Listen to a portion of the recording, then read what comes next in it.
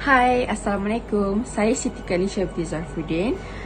Nombor matriks A170136. Baiklah, hari ini saya dan juga dua rakan saya lagi ingin membentangkan mengenai soalan Amerika Syarikat kontemporari yang bertajuk analisakan pendekatan yang digunakan pakai oleh Amerika Syarikat di dalam menjalinkan hubungan dengan negara luar sejak penghujung abad ke-20, iaitu bantuan ekonomi dan ketenteraan.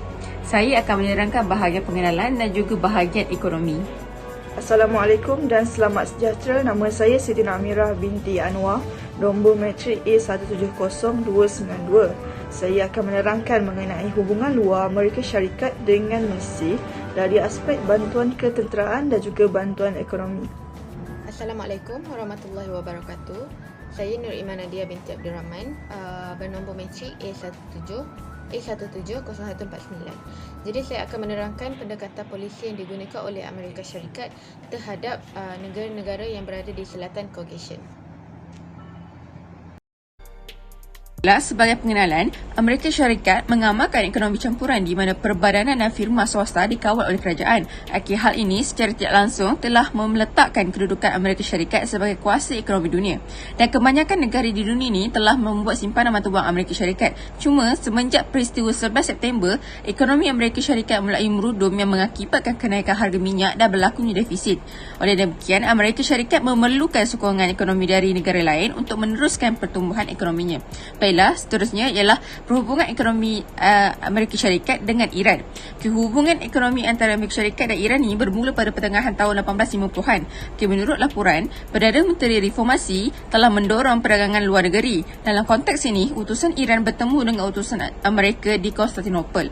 Pada awal tahun 1850-an, perdagangan Amerika Syarikat di Teluk Parsi telah berkembang dengan begitu pesat sehingga pemerintahnya membuat perundingan sebenar mengenai perjanjian komersial dan akhirnya sebuah perjanjian persahabatan dan perdagangan ditandatangani di Konstantinopel pada 13 Disember 1856.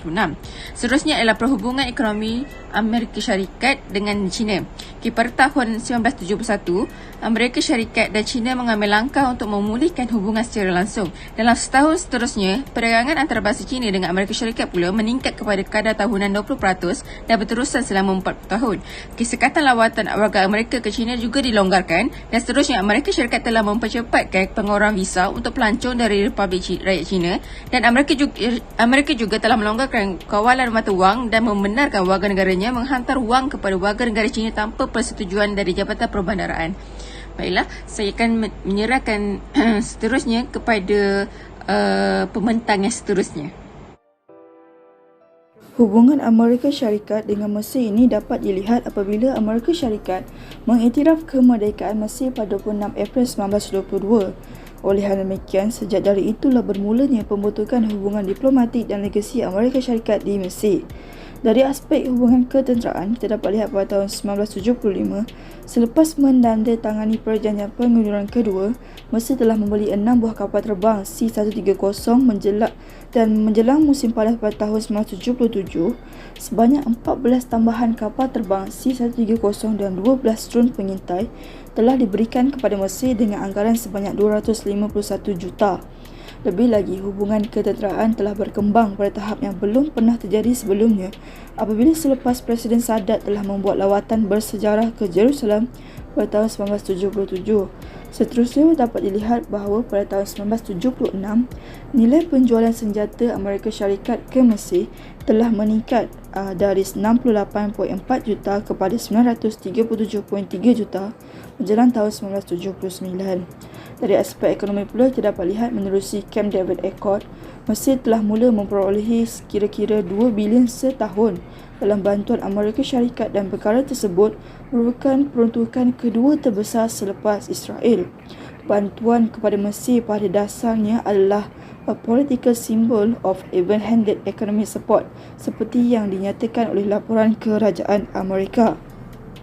Salah satu tujuan bantuan asing Amerika adalah untuk mempromosikan liberalisasi ekonomi di Mesir. Beberapa pembaharuan ekonomi yang dicari oleh pentadbiran Amerika Syarikat termasuk disiplin fiskal, mengurangkan kadar perbelanjaan kerajaan, pelaburan langsung asing dan sebagainya. Itu sahaja daripada saya. Sekian, terima kasih. Amerika Syarikat ini mempunyai pelbagai polisi yang berbeza di mana ia bersesuaian dengan mana-mana negara yang ingin Amerika Syarikat menjalankan kerjasama. Jadi apa yang saya ingin terangkan adalah pendekatan polisi yang digunakan oleh Amerika Syarikat terhadap negara-negara yang berada di Selatan Caucasian. Jadi apa yang menarik di Selatan Caucasian ini, kita dapat lihat bahawa negara-negara yang berada di kawasan ini mempunyai pelbagai sumber tenaga semula jadi yang boleh memberikan pelbagai keuntungan. Dan faktor lain yang menyebabkan Amerika Syarikat berminat terhadap kawasan Selatan Caucasian ini adalah kerana mereka ingin mengurangkan monopoli Rusia terhadap negara-negara ini. Kerana mereka tahu bahawa negara-negara yang berada di Selatan Caucasian ini mampu memberikan keuntungan kepada ekonomi. Jadi apa yang Amerika Syarikat buat? Amerika Syarikat buat untuk mencapai matlamat mereka. Yang pertamanya,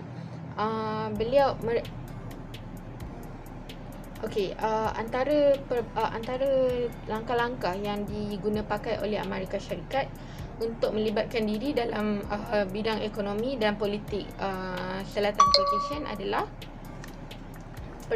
pertamanya ialah memberikan bantuan ekonomi kepada negara-negara di selatan tersebut.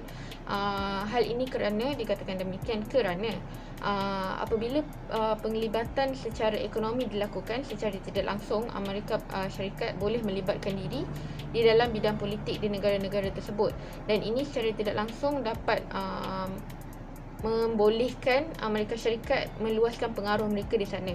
Jadi yang keduanya, mereka turut memberikan sokongan terhadap kepercayaan penduduk di sana.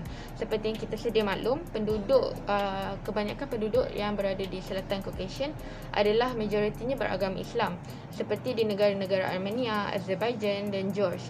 Jadi dan kebanyakan penduduk di sini, negara-negara tersebut menyertai OIC, iaitu Pertubuhan Islam Antarabangsa.